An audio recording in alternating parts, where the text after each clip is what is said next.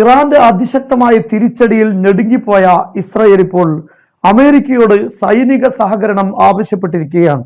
കേവലം ആയുധങ്ങൾ മാത്രമല്ല, സൈനികമായി തന്നെ ഇടപെട്ട് ഇസ്രായേലിനെ സഹായിക്കണമെന്നാണ് ഇപ്പോൾ ഇസ്രായേൽ ആവശ്യപ്പെട്ടിരിക്കുന്നത്. വരും ദിവസങ്ങളിൽ ആവശ്യമായ രീതിയിലുള്ള സഹായങ്ങൾ ഉണ്ടാകുമെന്ന് ട്രംപും ഇതിനെക്കുറിച്ച് പ്രതികരിച്ചിരിക്കുകയാണ്. കഴിഞ്ഞ ദിവസം ഇറാൻ ഇസ്രായേലിന്റെ തലസ്ഥാന നഗരിയെ ഒരു പ്രേത നഗരമാക്കി മാറ്റിയിരിക്കുകയാണ്.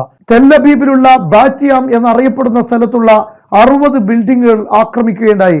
ഇതിൽ 6 അമ്പരചുംബികളായ കെട്ടിടങ്ങൾ തകർന്ന് തരിപ്പണമായി പൂർണ്ണമായും നശിച്ചിരിക്കുകയാണ്.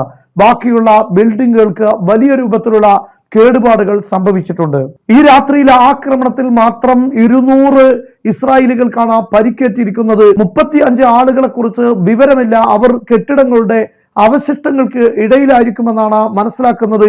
ഇപ്പോഴും രക്ഷാപ്രവർത്തനങ്ങൾ നടന്നുകൊണ്ടിരിക്കുകയാണ്. 7 ആളുകൾ മരണപ്പെടുകയും ചെയ്തിട്ടുണ്ട്. യഥാർത്ഥത്തിൽ ബങ്കറിലേക്ക് ഒളിക്കുന്ന ഒരു സാഹചര്യം ഇസ്രായേലിന്റെ തെല്ലബീബിൽ ഇല്ലായിരുന്നുവെങ്കിൽ മരണസംഖ്യ ആയിരക്കണക്കിനാകുമെന്നാണ് വിദഗ്ധരായ ആളുകളെല്ലാം കണക്ക് കൂട്ടുന്നത്. അത്രയും ശക്തമായ പ്രഹരമാണ് ഇറാൻ ഇസ്രായേലിന് മേൽ ഏൽപ്പിച്ചുകൊണ്ടിരിക്കുന്നത്. കഴിഞ്ഞ രാത്രി ഇറാന്റെ എണ്ണ ശുദ്ധീകരണ കേന്ദ്രങ്ങളിൽ ഇസ്രായേൽ ബോംബാക്രമണം നടത്തി. ഉടനെ തന്നെ ഹൈഫയിലുള്ള ഇസ്രായേലിന്റെ എണ്ണ സ്റ്റോറേജുകൾ മുഴുവനും കത്തിച്ചിരിക്കുകയാണ്. ഇപ്പോഴും ഹൈഫയിലുള്ള എണ്ണ കേന്ദ്രങ്ങൾ കത്തിക്കൊണ്ടിരിക്കുന്നു എന്ന വാർത്തയും വരുന്നു. കഴിഞ്ഞ ദിവസം ഇറാന്റെ മിസൈൽ ഗവേഷണ കേന്ദ്രങ്ങളിൽ ഇസ്രായേൽ ആക്രമണം നടത്തിയപ്പോൾ ഇറാൻ ഇസ്രായേലിന്റെ മിസൈൽ ഇൻഡസ്ട്രിയിൽ മാത്രമല്ല, മിസൈൽ സ്റ്റോറേജുകളിൽ തന്നെ ആക്രമണം നടത്തിയിരിക്കുകയാണ്. ഇറാന്റെ അതിശക്തമായ ഹൈപ്പർസോണിക് മിസൈലുകളാണ് കേന്ദ്രങ്ങളിൽ വളരെ കൃത്യതയോടുകൂടെ ആക്രമിച്ചുകൊണ്ടിരിക്കുന്നത്. അതേസമയം ബ്രിട്ടനോ ഫ്രാൻസോ അമേരിക്കയോ ഞങ്ങളുടെ ആയുധങ്ങൾ തടയാൻ നിൽക്കരുത്, അങ്ങനെയുള്ള സാഹചര്യം ഉണ്ടായാൽ, അങ്ങനെ വല്ല സാഹചര്യങ്ങളും ഉണ്ടായാൽ ആ രാഷ്ട്രങ്ങളുടെ മിഡിൽ ഈസ്റ്റിലെ താവളങ്ങൾ തച്ചുടക്കുമെന്ന് ഇറാൻ മുന്നറിയിപ്പ് നൽകിയിരിക്കുകയാണ്.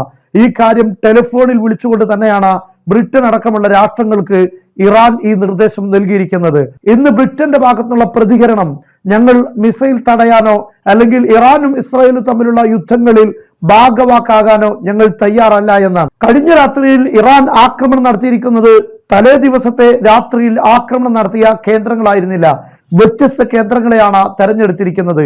മാത്രവുമല്ല, ഇസ്രായേലിന്റെ സൈനിക കേന്ദ്രങ്ങൾ ഒരു പരിധിവരെ ഇറാൻ അടിച്ച് തകർത്തിട്ടുണ്ട് എന്ന വാർത്ത വരുന്നു. അതേസമയം സൈനിക കേന്ദ്രങ്ങളിൽ നിന്നുള്ള വ്യക്തമായ വിവരങ്ങൾ പുറത്തു വരുന്നില്ല. കഴിഞ്ഞ ദിവസം ഇസ്രായേൽ തന്നെ 7 സൈനികർക്ക് ഗുരുതരമായ പരിക്കേറ്റതായി പറഞ്ഞിട്ടുണ്ട്. അതോടൊപ്പം ഇസ്രായേലിന്റെ അറബി സൈനിക സ്പോക്സ്മാനായ അസ്രൈ എന്ന് പറയുന്ന ഒരു വ്യക്തിയുണ്ട്. അദ്ദേഹം പലപ്പോഴും സോഷ്യൽ മീഡിയയിൽ അറബ് ഭാഷയിൽ ഇറാനെതിരെയും അതുപോലെ ഗസയിലെ ഹമാസിനെതിരെയും ഒക്കെ വീഡിയോകളുമായി രംഗത്ത് വരാറുണ്ട്. ഇസ്രായേലിന്റെ സ്പോക്സ്മാനാണ്. അദ്ദേഹത്തിന് ഗുരുതരമായ പരിക്കേറ്റിട്ടുണ്ട് എന്ന സ്ഥിരീകരിക്കാത്ത വാർത്ത വന്നിട്ടുണ്ട്. എന്തായാലും ഇസ്രായേലിനകത്ത് അതിശക്തമായ തിരിച്ചടികളുടെ ഒരു പ്രളയം തീർത്തുകൊണ്ടിരിക്കുകയാണ് ഇറാൻ എന്നാണ് ഇപ്പോൾ മാധ്യമങ്ങൾ പറഞ്ഞുകൊണ്ടിരിക്കുന്നത്. എന്തായാലും ഇസ്രായേലിനകത്ത് ഇറാൻ തിരിച്ചടികളുടെ ഒരു പ്രളയം തീർത്തുകൊണ്ടിരിക്കുന്നു എന്ന് തന്നെയാണ് മാധ്യമങ്ങളെല്ലാം റിപ്പോർട്ട് ചെയ്തുകൊണ്ടിരിക്കുന്നത്. ലോകം ഇത്രയും ഗൗരവമായ ഒരു തിരിച്ചടി ഇറാന്റെ ഭാഗത്ത് പ്രതീക്ഷിച്ചിട്ടില്ല. അതേസമയം ഇറാനെ സംബന്ധിച്ചിടത്തോളം ക്ഷമയുടെ എല്ലാ അതിർവരമ്പുകളും അവസാനിച്ചിട്ടുണ്ട് എന്ന് ലോകത്തിനറിയാം. കാരണം ഒരു രാഷ്ട്രത്തിന്റെ നേതൃത്വം അല്ലെങ്കിൽ പല കാലങ്ങളിലായി ആ രാഷ്ട്രത്തിന്റെ തലവന്മാരെ ചതിയിലൂടെയും മറ്റും വധിച്ചുകൊണ്ടിരിക്കുന്നത് ഒരു തുടർക്കഥയായിട്ടായിരുന്നു ഇസ്രായേൽ കൊണ്ടുപോയിരുന്നത്. എല്ലാ ചതികൾക്കും അതിക്രമങ്ങൾക്കും ഒരു അതിർവരമ്പുകളും ഒരു അവസാനവും ഉണ്ടാവുമെന്ന് നമുക്കറിയാം.